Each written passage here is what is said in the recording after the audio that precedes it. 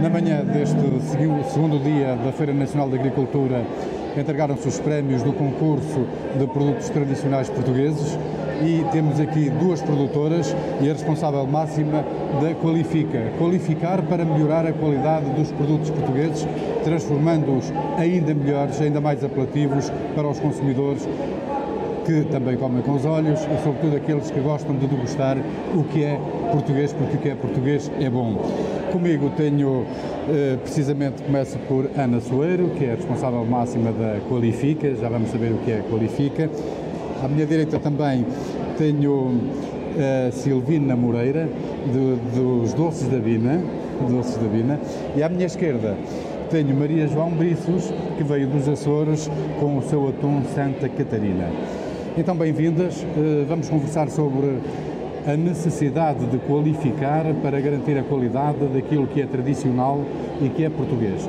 Como é que surgiu a Qualifica e qual foi a necessidade de criá-la? A Qualifica surge há sensivelmente 10 anos e qualquer coisa, e surge porque eu tive a percepção naquela altura que, de facto, os ministérios não fazem nada pelos produtos tradicionais. Estávamos a assistir, muito pelo contrário, a um ataque cerrado e até levado a efeito por forças inspectivas que estavam a destruir tudo quanto era o nosso património por ignorância até da legislação comunitária. Hoje, felizmente, a situação está ultrapassada. Essa força a que eu me refiro hoje atua com outra capacidade e outra linha de atuação muito diferente, felizmente. Mas eu desafiei toda uma série de câmaras municipais, de agrupamentos de produtores e de produtores a constituírem uma organização não governamental cujo único objetivo é qualificar, valorizar os produtos tradicionais portugueses. Por via disso, acabamos também por valorizar e qualificar os territórios de onde eles vêm e melhorar a sua economia. É esse o grande objetivo e único objetivo da Qualifica. E qual é o processo de qualificação dos produtos? Há várias maneiras de qualificar. Há processos mais complexos que implicam o registro do nome a nível europeu e que nós ajudamos os produtores a constituírem o dossiê. Depois, lamentavelmente, vai para o Ministério da Agricultura e fica lá anos em espera. E depois, por isso mesmo, temos o nosso próprio sistema, que vale o que vale, mas é nosso, que é o nosso sistema de qualificar os produtos tradicionais. Os produtos têm que obedecer a uma série de parâmetros, quer em termos de história, quer em termos de ingredientes com que são feitos, quer com a ausência de métodos de produção que não são compatíveis com a tradição, designadamente com a utilização de produtos químicos, aditivos e coisas e modos de produção estranhíssimos. Agora, admitimos também a inovação, naturalmente, nada se faz sem ser inovando e, portanto, a inovação não é inimiga. Presumo que o processo envolva profissionais qualificados para avaliar o produto. Os nossos produtores de produtos tradicionais qualificados são eles próprios muito qualificados, porque senão não eram capazes de os produzir. São qualificadíssimos nas suas profissões, têm uma resiliência e uma capacidade de resistir que faz com que haja produtos que atravessem séculos e estejam no mercado. E, portanto, é porque os consumidores gostam deles e os apreciam. Mesmo assim, nós fizemos uma outra coisa, e é por isso um bocadinho que hoje foi o dia da entrega dos prémios. Nós resolvemos ir fazendo concursos de produtos tradicionais como forma de valorizar ainda mais os nossos produtos tradicionais. Começámos aqui há uns anos a fazer 2 concursos, vamos ver como é que isto corre, e hoje estamos a organizar 30 e qualquer coisa concursos por ano. Portanto, abrangemos um leque enorme de produtos tradicionais portugueses. Neste concurso concorreram muitos, foram premiados 100, estiveram presentes cerca de 60 aqui no Centro Nacional de Exposições em Santarém. Sim. E dos mais diversos setores, não é? E das mais diversas regiões do país. Dê-me assim um exemplo de quão grande e rica é a diversidade dos produtos tradicionais portugueses. Olha, os produtos tradicionais portugueses vão das carnes aos peixes. Temos carnes qualificadíssimas de vaca, fantásticas, de porco, de ovino, de caprino. Também temos de aves, algumas. E depois temos de peixes. E depois no meio temos coisas que vêm ou de um lado ou do outro, como as conservas de peixe, como os enchidos, como as bolas lá de cima atrás dos montes que levam enchidos no interior. depois temos produtos fantásticos de doçaria conventual, temos produtos da doçaria tradicional portuguesa, mais rica, menos rica, mas produtos absolutamente fantásticos. E depois temos ervas aromáticas, vinagres, cidras, cervejas, enfim, é um mundo que não para. Pão. Fazemos um concurso de pão.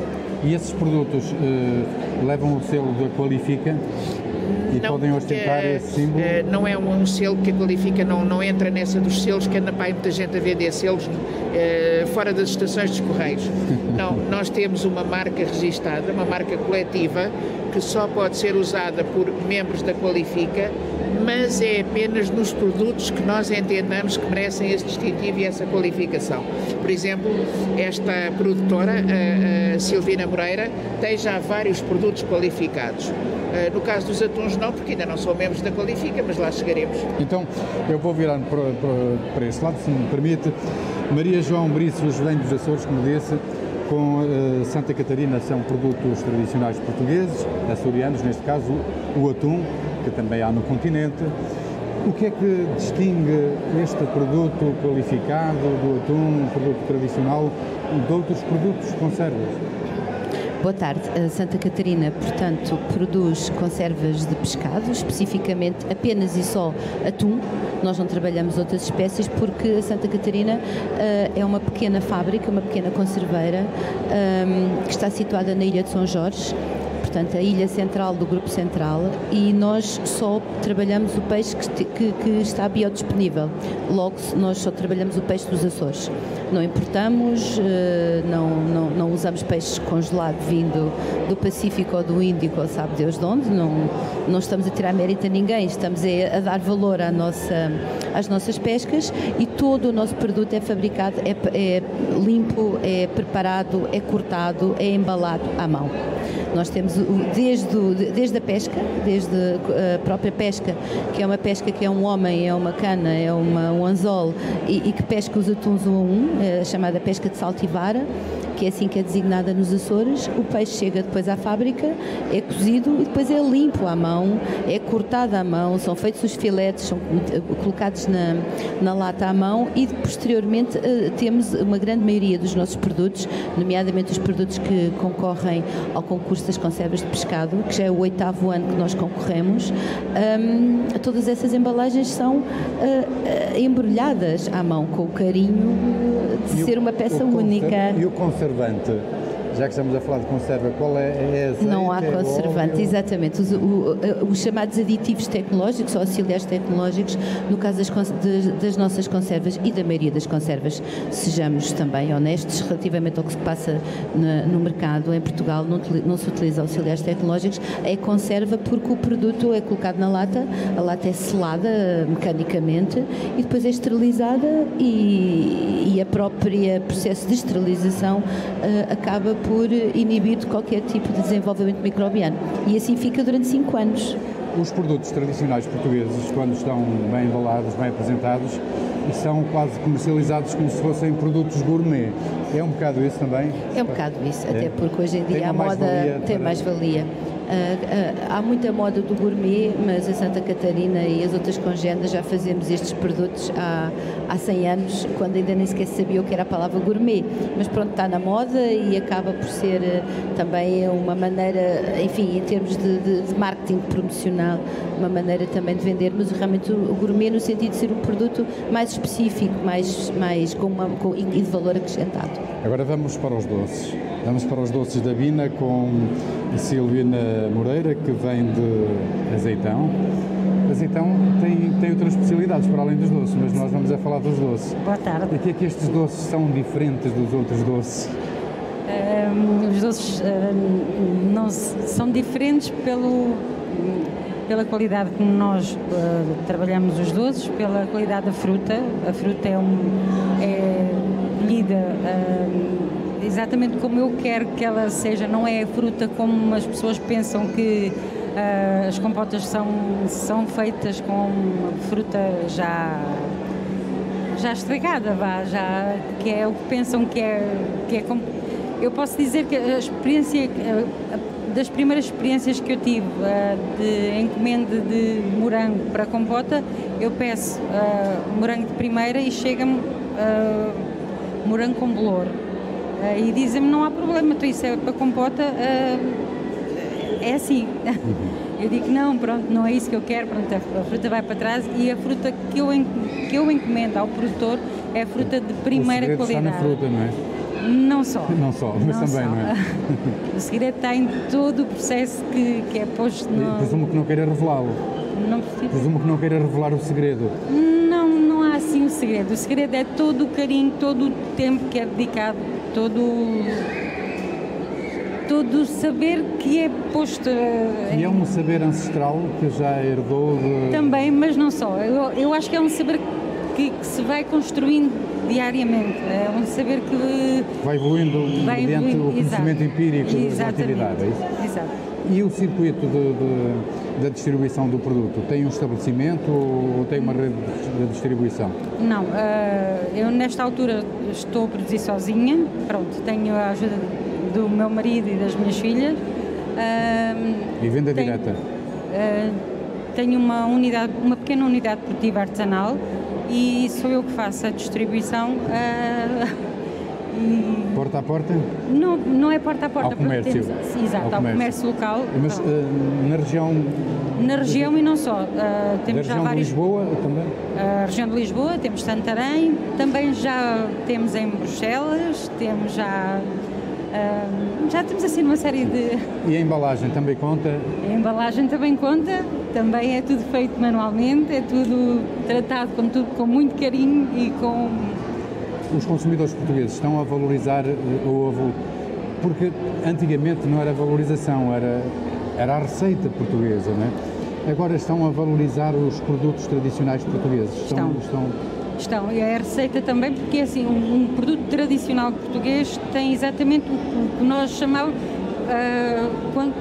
quando as pessoas provam e como temos às vezes, como eu tive ainda há pouco tempo um senhor que prova e chora e diz, isto faz-me lembrar o doce da minha avó. Mas essa era a nossa dieta, não é? A dieta mediterrânea, que é a nossa dieta portuguesa, mas agora valorizam mais os produtos tradicionais portugueses como se fosse um produto gourmet, como há pouco perguntei. Sim. Acho que sim. Mais ou menos isso. Senhora Engenheira Ana Soeiro, há pouco quando me falava de uma certa autoridade e expectativa, estava a referir-se seguramente à ASAI, é isso? Seguramente. Mas a ASAI já mudou também de abordagem, não fez? Fez uma evolução muito interessante. Mas também cumpria a lei, não é?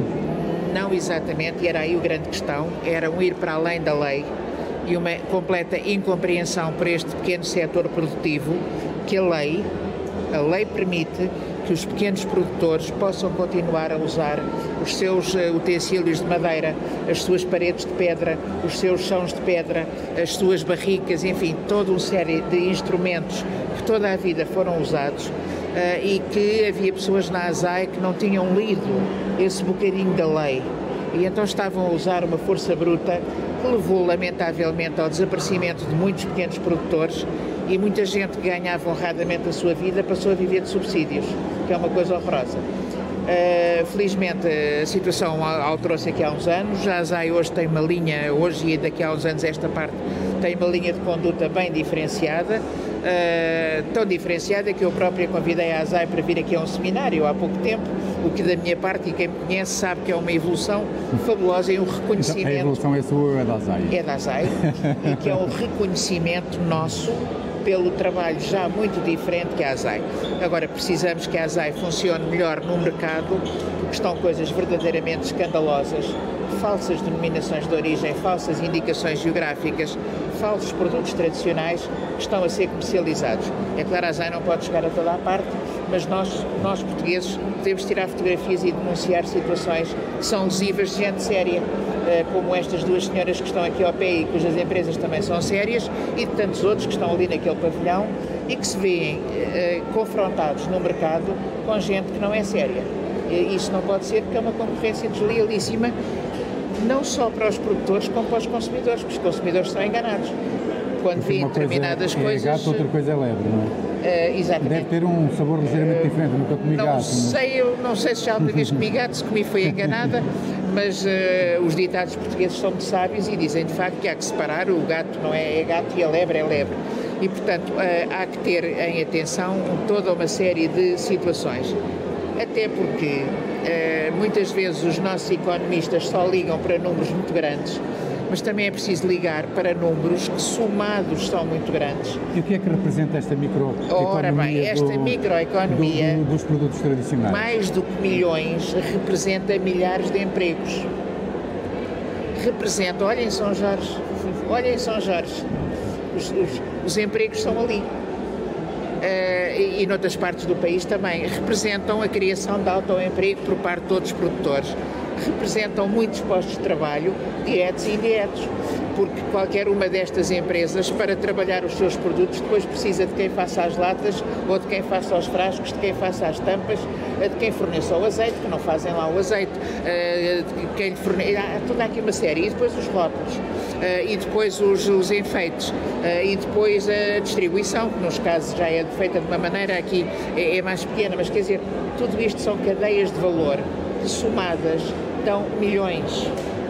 E que têm que ser tidos em conta, porque ainda por cima e de uma maneira geral estão muito localizadas em regiões deprimidas, em regiões que o fogo consumiu. Temos hoje ali gente premiada que é da Sertã, que é de zonas de Castelo Branco, das zonas de Porto Alegre, de Oleiros, que foram devastados por incêndios.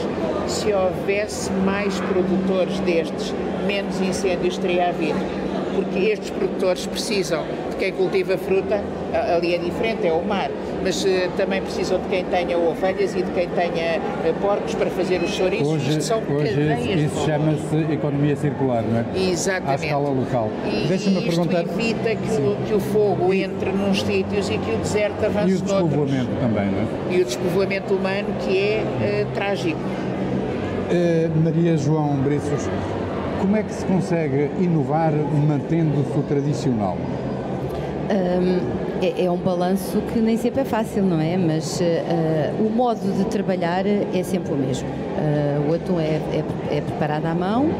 A inovação que nós fazemos é adicionar e acrescentar valor ao atum, nomeadamente no caso da Ilha de São Jorge, como a engenheira Ana Soeiro falou, e é verdade, é uma fábrica que tem uma responsabilidade social enorme, porque temos 130 trabalhadores num concelho dentro de uma ilha, portanto não é tão fácil as migrações internas, e há que desenvolver tudo o que é local. Vou dar um exemplo, por exemplo, começámos a acrescentar o produto premiado deste ano, que é um atum com molho cru, é um molho feito com alho, cebola, salsa, pimento verde, pimento vermelho, são tudo ingredientes locais. Portanto, isto é inovar com aquilo que está disponível no mercado e, neste caso, no mercado interno. E é desenvolvimento local. Exatamente, desenvolvimento local, que nos dá uma responsabilidade social enorme, mas também é por causa disso que também listamos, não é? Pergunto-lhe também qual é o circuito de comercialização do atum. Já tem um século, afirma, não é? Sim. Mas seguramente que os mercados são diferentes, mudaram, e estamos a falar de uma ilha, estamos a falar de insularidade. Sim. De barco, de avião, como é que exportam? Pois, como nós dizemos, as nossas urgências demoram pelo menos 15 dias. Tudo o que é urgente na Ilha de São Jorge demora 15 dias, que é uma semana o barco para lá, mais uma semana do barco para cá. Portanto, urgências são 15 dias. E as emergências? As emergências só funcionam em termos de saúde e são de helicóptero, exatamente. Que não é o caso do atum. Como é que funciona o nosso circuito de distribuição? Portanto, a fábrica produz e vamos colocando dentro de um contentor. Esse contentor sai um contentor, digamos que 50 semanas por ano, não vou dizer que são 52, mas pronto, em média umas 50 semanas por ano, sai um contentor da Ilha de São Jorge por via marítima, claro, e atravessa meio oceano até chegar a Lisboa ou a Leixões. Aí o contentor, portanto, será... E não exploram isto é, não comercializam também no chamado mercado da saudade, os Açores, algures, a meio do caminho entre a Europa e os Estados Unidos. Só que nos Estados Unidos há uma grande comunidade açoriana e de ascendência açoriana. Sem dúvida. O mercado da saudade também tem um significado bastante interessante, até porque diria que os Estados Unidos serão, em termos de exportação, o nosso terceiro maior canal de exportação, porque o nosso maior canal de exportação é a Itália, o segundo a Inglaterra e o terceiro os Estados Unidos. mas tudo o que sai dos Açores tem que vir a Lisboa, porque um barco porta-contentores que vai para Nova Iorque não para nos Açores porque não há massa crítica de contentores entrarem nesse navio que justifique economicamente. Claro. Portanto, tem que vir tudo a Lisboa e depois de Lisboa é que se faz a descontentorização e volta-se a contentorizar e volta novamente. E vocês devem passar os navios com o atum dos Açores, o atum dos Açores. Porque isto é tudo uma questão de massa crítica, claro. Silvia Moreira, faço-lhe também a mesma pergunta. Como é que se inova mantendo-se a tradição, mantendo a qualidade do produto nacional? Isso passa também por processos de controle de qualidade, de higiene, para manter, digamos, a qualidade a todos os níveis nos produtos tradicionais. Mas como é que consegue inovar mantendo a tradição e a parte artesanal? Inovar, pronto, nós inicialmente começámos com as compotas apenas. Quisemos acrescentar outra parte da doçaria tradicional, que foi os esses de azeitão, dada a zona onde estivemos, e agora ultimamente com a inovação fizemos um novo biscoito que foi os binários. Foi o meu marido que acabou por dar um nome derivado ao nome de Bina e pelo código binário, porque são uns pauzinhos e umas bolinhas pelo código binário, e acabámos então por, acho que, inovar pelo... Isto é marketing. É melhor passar o microfone à Serafina para falar agora. Isto é marketing, isto é inovação. Portanto, estes nossos produtores têm uma cabeça a funcionar extraordinária. Têm microempresas familiares cheias de gente com uma competência espantosa, subsistem à crise, vão para a frente, atrevem-se, vendem para Bruxelas. Uma empresa desta dimensão consegue vender para Bruxelas, é uma coisa fantástica. E andam para a frente, e às vezes as coisas correm mal e eles fincam os pés no chão e tornam a arrancar. E temos gente desta, trouxe estas duas representantes de duas empresas diferentes. Podia ter trazido outras 50 que ali estão dentro, mas são só algumas, estão nos stands que têm os azulejozinhos, os outros não põem a mão, não sei. Mas esta gente é de uma resiliência, de uma resistência, de uma capacidade de inovação.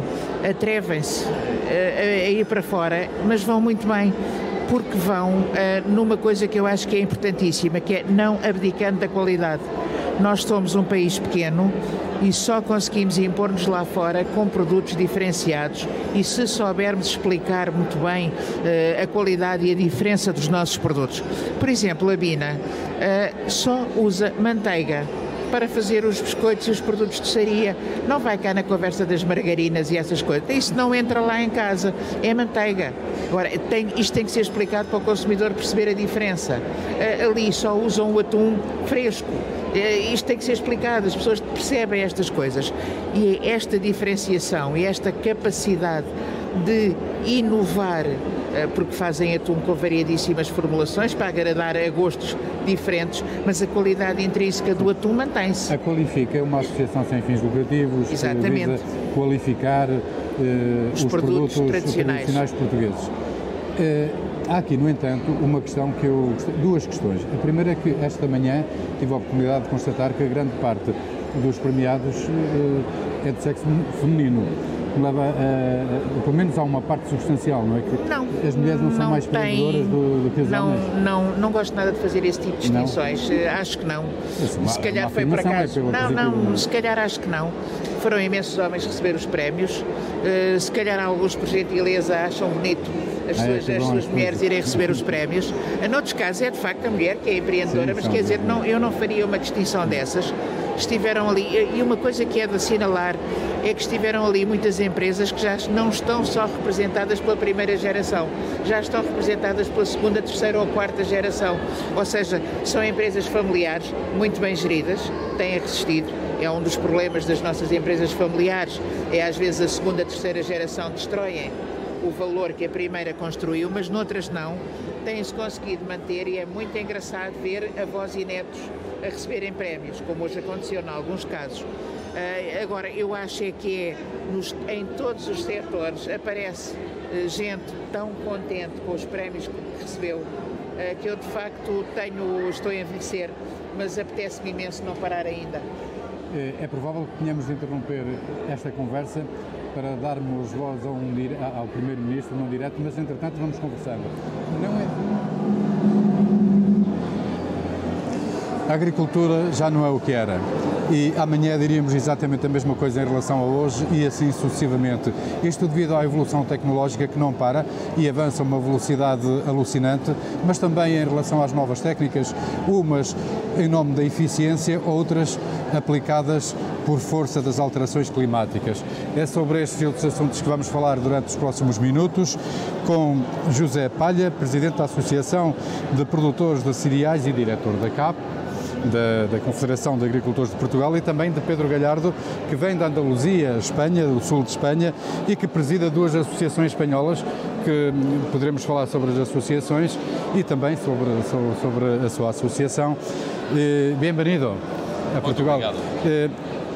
Posso falar em português porque já há 9 anos consecutivos que vem aqui, mas disso não vamos falar agora, falaremos mais tarde depois desta conversa. José Palha, quando se fala de agricultura hoje em dia, já não é a mesma coisa do que falar de agricultura de há um ano. Já não falo de há 10 anos, nem de há 15 anos, nem do tempo dos nossos pais ou dos nossos avós. Qual é a abordagem que hoje se faz à agricultura? Como é que o agricultor tem de estar preparado para dizer eu sou agricultor no ano de 2019? Sabe que isto é uma situação que está a acontecer não só na agricultura, mas em todos os setores de atividade. Como disse no princípio da sua intervenção, o mundo evolui e a tecnologia é uma velocidade quase vertiginosa. E no nosso setor não é exceção ao resto da economia. Se pensarmos nos números da FAO, a população mundial deverá aumentar para 9 mil milhões de pessoas em 2050 e a área que temos disponível para a produção de alimentos não vai aumentar na mesma proporção, antes pelo contrário, correndo o risco de os problemas ambientais que ocorrem pela desflorestação, nós temos que ser mais eficientes para conseguir aumentar uma população mundial em crescimento. E esta eficiência passa essencialmente por produzir mais com menos, porque o respeito pelo ambiente e pelos ecossistemas e a biodiversidade é absolutamente fundamental em nome da sustentabilidade, porque não podemos consumir os recursos agora, pondo em risco as próximas gerações. Por isso o agricultor de hoje tem que ser um agricultor muito mais eficiente na utilização de todos os recursos que tem à sua disposição. E por isso tem que ter uma abordagem muito mais tecnológica, como disse no princípio, a evolução tecnológica permite-nos ganhos de eficiência brutais, fazendo mais ou menos as mesmas atividades que se fazia há 20 ou há 30 anos, mas com ganhos de eficiência muitíssimo grandes. E por isso o agricultor tem que estar adaptado a este novo mundo e a todos estes desafios que se nos colocam diariamente. Claro, uma coisa é a técnica, outra coisa é a tecnologia, mas a tecnologia pode e até deve estar ao serviço da técnica do processo de produção. Falamos, por exemplo, da rega subterrânea para evitar a evaporização rápida, porque a rega gota a gota já está praticamente ultrapassada, não é? Em algumas partes do globo, pelo menos nas partes mais quentes, como Israel. Exatamente. É um desses casos. Exato, isso é aquele velho ditado português que diz que a necessidade aguça o engenho, não é?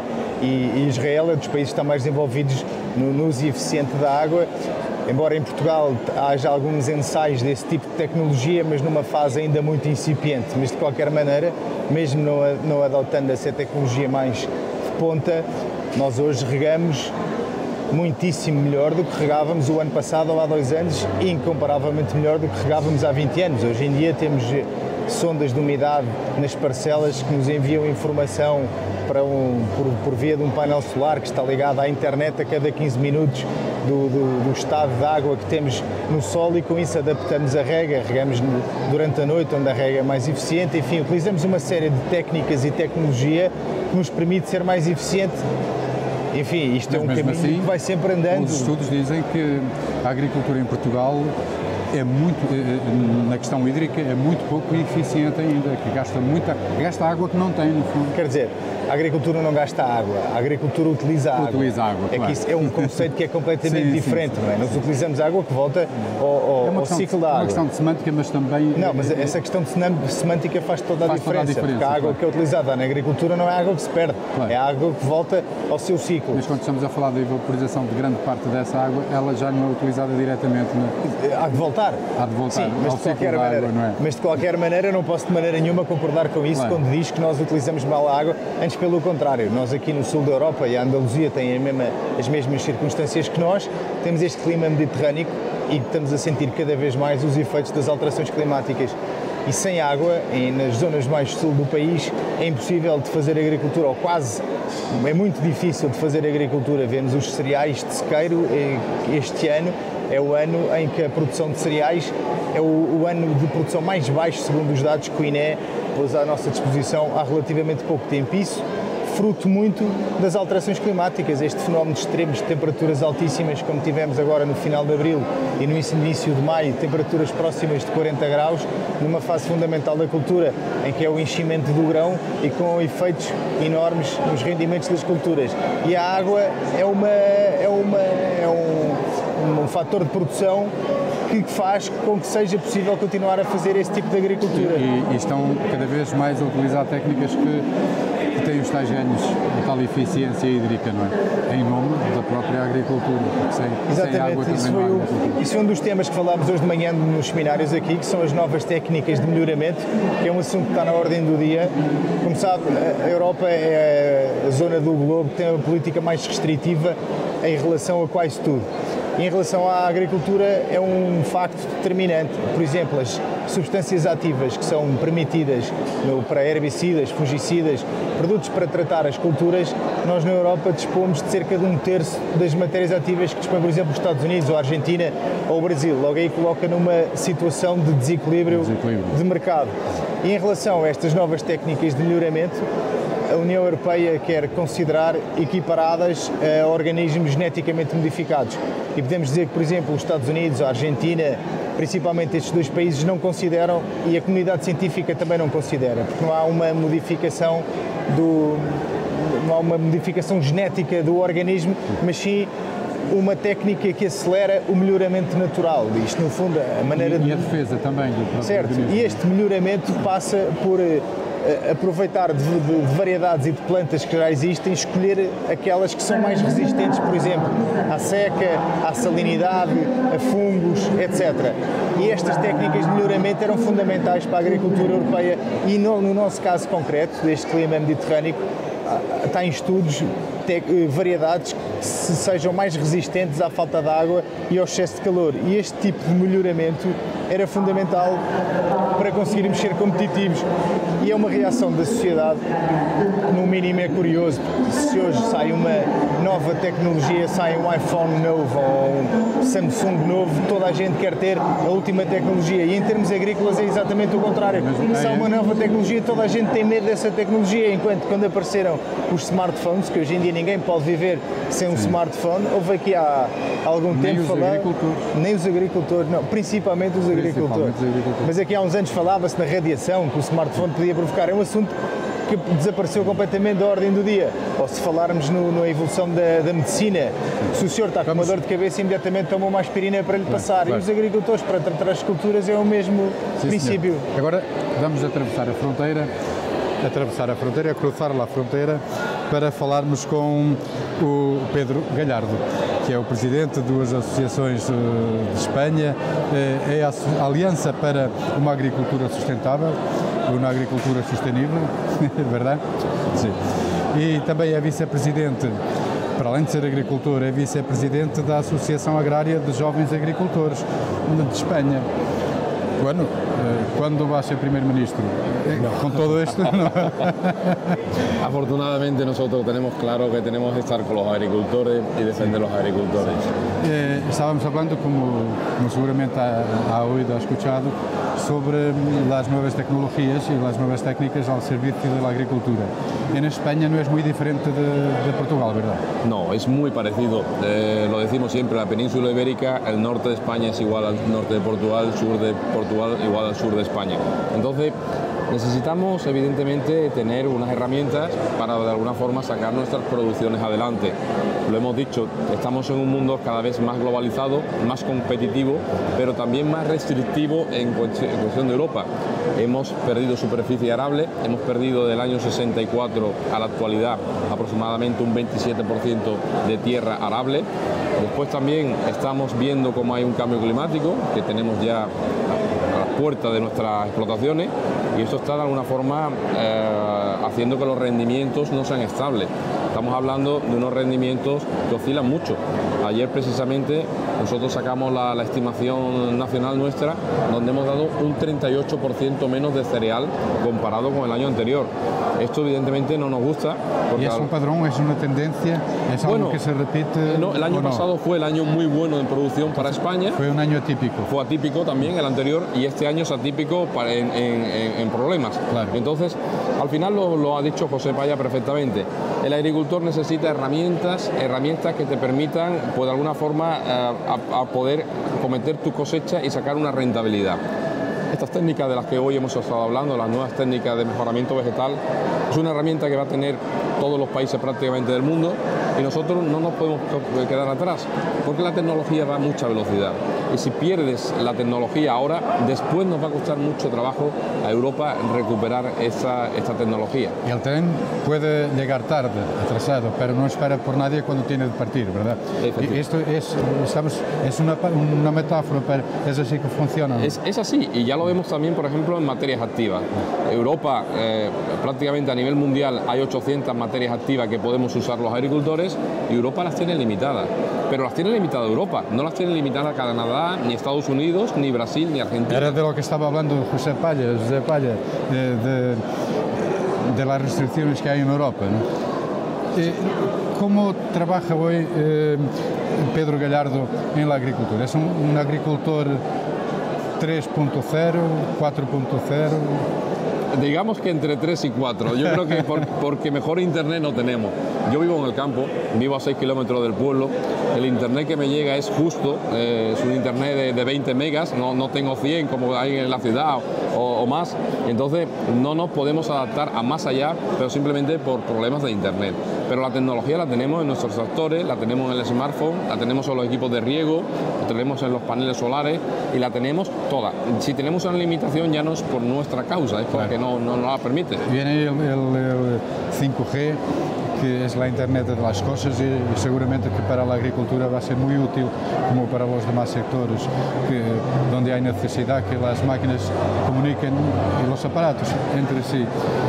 No habiendo red, no hay nueva tecnología. Correcto. Estamos viendo a día de hoy pues mapas de rendimiento de nuestras cosechadoras, abonadoras que están de alguna forma fertilizando según esos mapas de rendimiento, pero esto evidentemente, si no tenemos un buen internet, un 5.0 y una buena velocidad de internet, no llega.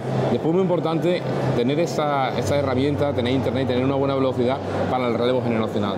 Es fundamental que los jóvenes se quieran quedar en el campo y se vengan al campo, pero para eso un joven lo primero que está demandando es una velocidad de internet buena porque así la tiene la ciudad. Entonces, nosotros creemos que el relevo generacional es importantísimo. Solo el 6% de los agricultores tienen menos de 35 años, y eso hay que mejorarlo, sobre todo en la península ibérica. Hay que rejuvenecer para asegurar que el sector tiene futuro, ¿verdad? Claro, por supuesto, porque es que además ya dependemos mucho del exterior, pero si seguimos así vamos a depender todavía más, porque de alguna forma los jóvenes nos están incorporando. Es verdad que hace falta también una clara vocación política por parte de nuestras administraciones para incorporar a estos jóvenes con ayuda, pero también hace falta mucha agilidad administrativa. No sé cómo está el caso en Portugal, José ahora nos dirá, pero en España hay muchas comunidades autónomas que no funcionan para nada. Nosotros solo tenemos 2 comunidades autónomas, Azores y Madeira. Sí. Tienen suerte. Nosotros tenemos 17, y yo tengo jóvenes en Andalucía que han tardado 3 años en cobrar la ayuda a la incorporación. 3 años. Un joven que ya pensaba que no iba a cobrar. Zé Palha, o Pedro Gallardo falou aqui num assunto muito importante, que é a questão da cobertura da rede e a qualidade da rede de internet. Há pouco estávamos aqui a falar que um dos os seus agricultores, porque, enfim, é um produtor e um grande agricultor, tem herdades ou explorações no Ribatejo e no Alentejo. E tem a produção mais mecanizada, mais moderna, mais tecnológica e também a tradicional. Mas mesmo na tradicional, os seus colaboradores utilizam as novas tecnologias, certo? Não havendo uma boa rede de internet, até que ponto é que podem retirar proveito das tecnologias? É muito difícil, é muito difícil. Hoje não se concebe a vida sem internet, tudo precisa de internet. É um handicap grande que Espanha tem. Eu acho que Portugal, a maior parte do país está bem coberta de internet com o 4G das operadoras móveis, não por cabo, porque eu vivo na exploração e não tenho internet por cabo, mas tenho ótima cobertura de 4G, que é mais do que suficiente para aquilo que eu preciso. E eu acho que na maior parte do país estamos bem servidos de internet. Portugal também é mais pequeno. Não sentem muito esse problema, nem no Alentejo, nem aqui? Não sinto muito esse problema. E com a 5G, que é a internet das coisas e sobretudo das máquinas, porque seguramente que já terá também alguns processos automatizados. Tenho, mas é uma tecnologia que está cada vez mais madura e mais acessível, que é o autoguiamento, que é os tratores serem conduzidos por GPS, em que o operador vai muito mais disponível para ver todo o resto da operação. Precisa mais do sinal de GPS até do que de internet e, pelo menos na minha exploração, o processo que eu tenho mais autónomo é este. Depois daí advém uma série de coisas como a adubação diferenciada, que hoje em dia o caminho para a agricultura de precisão é termos perfeitamente conhecimento daquilo que nós temos. E, pelo menos no meu caso, na nossa exploração, fazemos um mapa de condutividade elétrica do solo, em que vemos as diferentes manchas, depois escolhemos amostras de solo em cada uma das diferentes manchas e depois, a partir daí, conseguimos fazer uma série de operações em que aplicamos mais adubo numas manchas ou adubo diferente noutras manchas, e esse tipo de operações é tudo georreferenciado e, no fundo, trabalhamos com consultoras que nos ajudam a fazer este processo e entregam-nos um ficheiro que pomos no trator e o operador não tem que fazer nada, só tem que ver se está tudo a correr bem, se não há entupimentos ou esse tipo de coisas, e automatiza muito, evita muito o erro e permite uma eficiência muito maior na utilização dos fatores de produção. Há pouco estávamos a falar em off, antes de começarmos esta conversa, dizia-lhe eu que qualquer dia, para um agricultor poder exercer a profissão, tem que ter uma formação muito avançada, e respondeu-me que já é assim com a nova geração de agricultores. Dê-me exemplos práticos. Olha, na minha exploração, aqui relativamente perto de Santarém, onde está na minha família, eu sou a 6ª geração de agricultores e temos feito lá o tipo de agricultura que fazia o meu pai, o meu avô, o meu bisavô, até o meu tetravô, de criação de gado e produção de cereais, essencialmente. Mas hoje em dia, com muito maior eficiência, eu vou-lhe dar um exemplo que tem alguma graça. Nós também temos vacas de raça brava e, sendo no Ribatejo, tenho 2 colaboradores que são campinos, que vêm aqui inclusivamente à Feira da Agricultura, fazem os cortejos vestidos de campino como se vestiam há 70 anos. Mas que no dia-a-dia tem uma pequena diferença, vão a cavalo, vão com o pampilho às costas, mas como fazemos hoje em dia ecografias a todas as vacas, normalmente 3 vezes por ano, que é para termos maior eficiência e cada vaca parir um bezerro a cada 365 dias, sabemos exatamente o tempo de gestação de cada uma dessas vacas tem. Por isso hoje o campino, quando vai dar a volta ao gado no campo, consulta o seu smartphone para saber que vacas estarão para parir nesse dia ou no dia seguinte, e com isso evitar problemas de partos, que é uma das situações que acontece mais no bovinos em extensivo, é dificuldades nos partos. Isto evita muitas complicações e, no fundo, é aliar a tecnologia que está hoje disponível à tradição e a tudo o que sempre foi feito. Em Portugal, enfim, as gerações mais avançadas, mais velhas, têm, e atendendo aos números estatísticos, uma escolaridade muito baixa, e em particular na área da agricultura. Quem é que já aprende a fazer agricultura assim? Pois, a questão é exatamente essa, é a renovação geracional que acontece naturalmente, não é?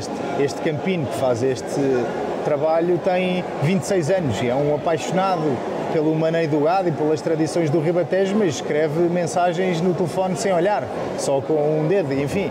E é esse tipo de pessoas que, por força da natureza, acaba por descobrir... Mas há pouco dizia precisamente o Pedro Galhardo que há que tornar a agricultura atrativa e tecnológica, mas também, sobretudo, atrativa para os jovens, para a agricultura não morrer. Isso é uma coisa que mudou muito nos últimos anos, porque se há 20 ou 30 anos um tratorista, um operador de máquinas agrícolas começava de manhã e acabava ao final do dia num trator sem cabine no meio de uma nuvem de pó, hoje em dia não, hoje em dia vai em trator com ar-condicionado, com rádio, com autoguiamento, com uma parafernália de equipamentos que ele tem que estar sempre atento, muito tecnológico. E esse agricultor é muito tecnológico, já não tem 65 anos, nem 70. Pois é, isso é as novas gerações que Mas estão... também há escolas para formar agricultores tecnológicos. Isso por acaso eu acho que é uma falha mas enfim, está a ser colmatada gradualmente, que as universidades não estão muito preparadas para introduzir a tecnologia nos seus estudantes. Nem as agrárias, as escolas É isso, agrárias. Principalmente as agrárias. Está a começar gradualmente essa lacuna a ser colmatada, mas como no princípio da nossa conversa, a velocidade com que a tecnologia evolui não permite... Não consegue, se nós agricultores e empresários agrícolas temos dificuldade em acompanhar e se aparece uma nova tecnologia, hoje em dia temos medo de investir nessa tecnologia sob pena de ficar obsoleta em 3 meses. Nas escolas o problema ainda é mais complicado. Ou seja, é caso para dizer que a próxima tecnologia já foi, não é? É isso mesmo. Pedro Gallardo, estávamos a falar, hablando sobre la aplicación práctica de las tecnologías y los agricultores son más jóvenes porque son más tecnológicos.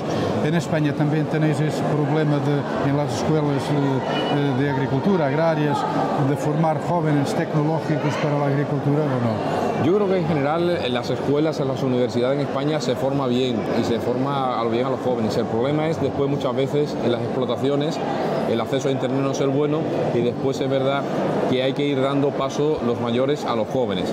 Muchas veces el joven viene con muchas ideas revolucionarias para implementar y el padre es el que en muchas ocasiones le pausa. En este sentido habría que cambiar esto.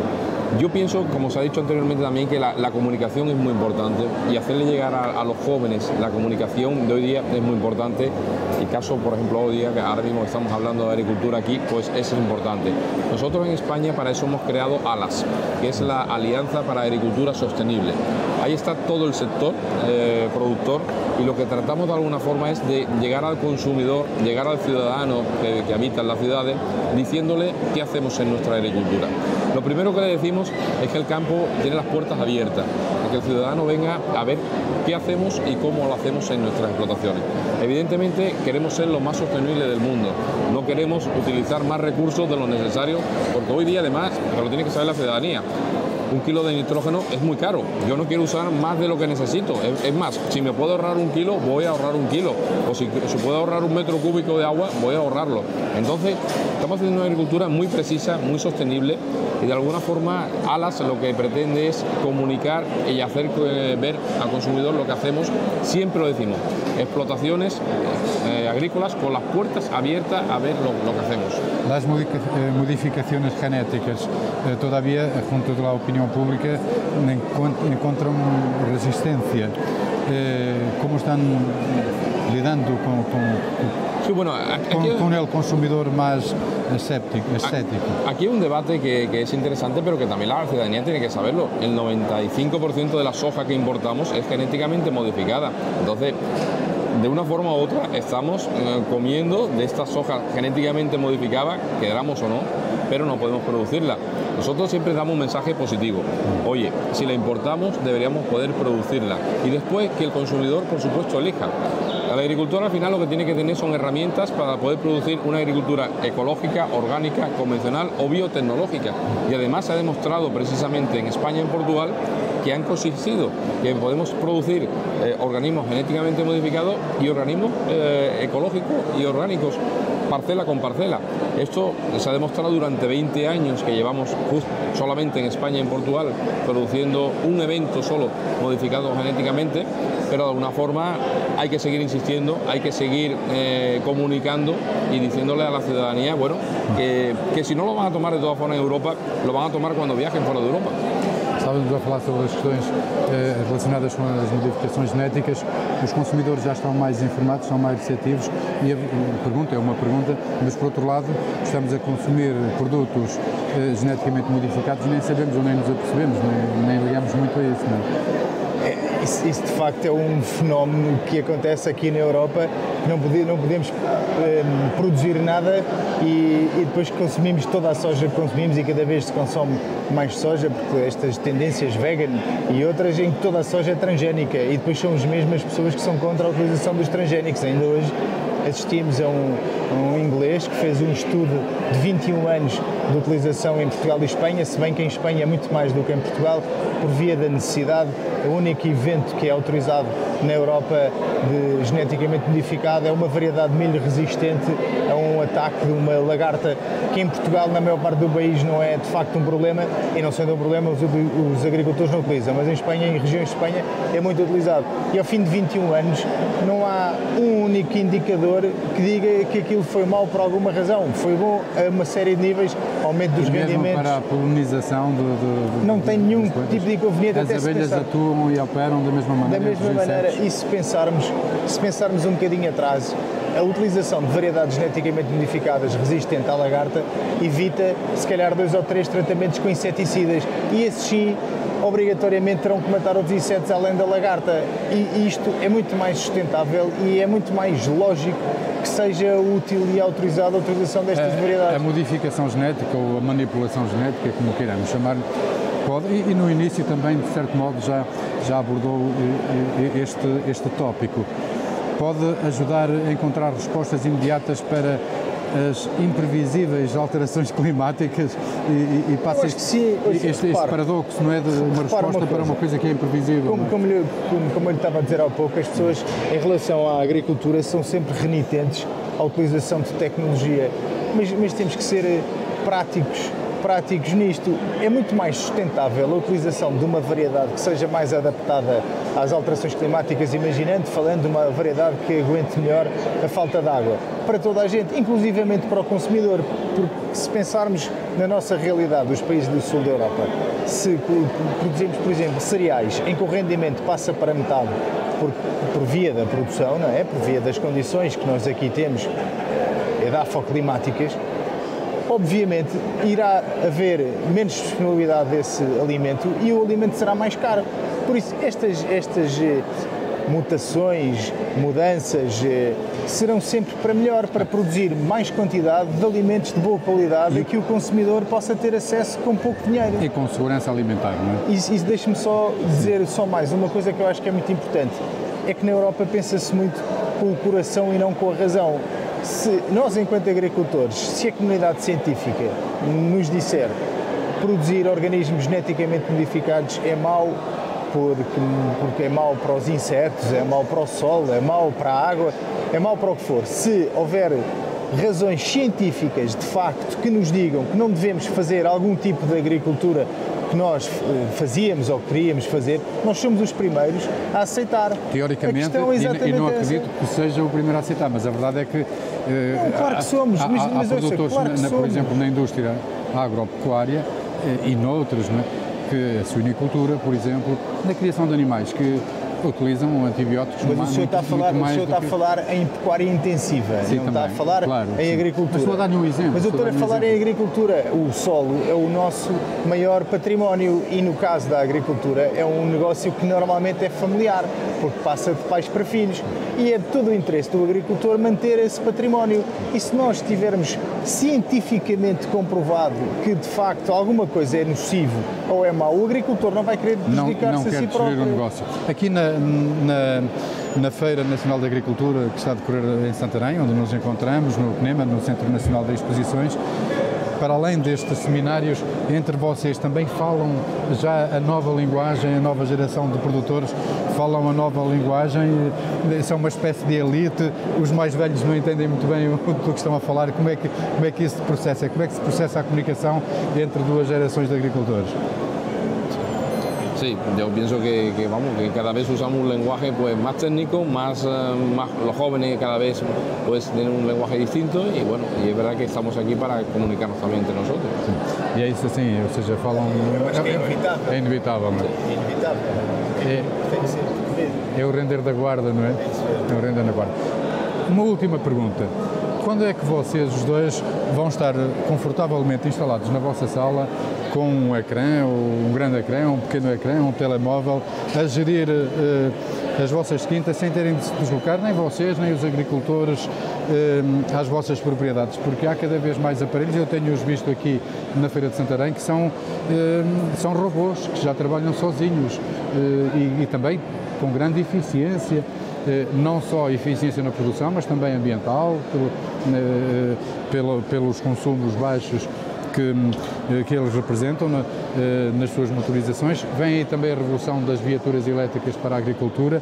Quando é que estão a prever que chegue esse dia? Não há de demorar muito, pois não? Eu, muito francamente, acho que esse dia, como o senhor está a pôr, nunca vai chegar. Também não quero que chegue. Não, e porque a agronomia é absolutamente fundamental. Há muitas coisas que os robôs nos ajudam, as máquinas nos ajudam, a tecnologia nos ajuda, mas o campo gosta muito de ver o dono. A maior parte das culturas gostam muito de ver o dono. E há coisas que só o homem consegue.